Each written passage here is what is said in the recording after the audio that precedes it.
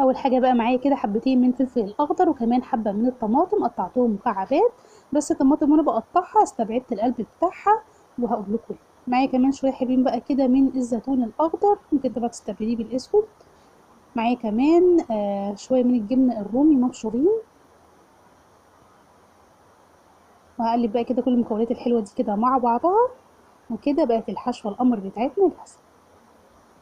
تاني حاجه بقى هجيب كده عيش طري او كمان عيش سوري، نطبق كده العيش بالشكل ده. نجيب بقى الحشوه القمر كده بتاعتنا ونوزعها.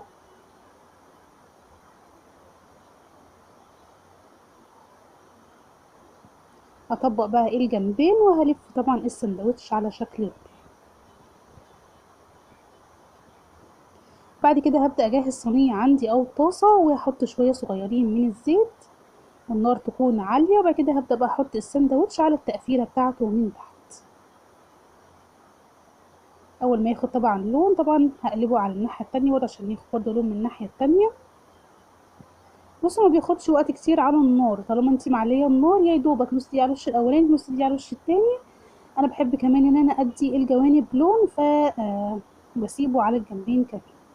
مش حابه ممكن بقى تديله وش يعني او تديله لون يعني وش الاول وش التاني وخلاص. تمام، وكده بقى عندنا اسرع سندوتش ممكن تجهزيه في 5 دقايق. ينفع بقى الفطار، ينفع ما بين الوجبات، ينفع كمان لجوع نص الليل، وهيعجب جدا الاولاد باذن الله.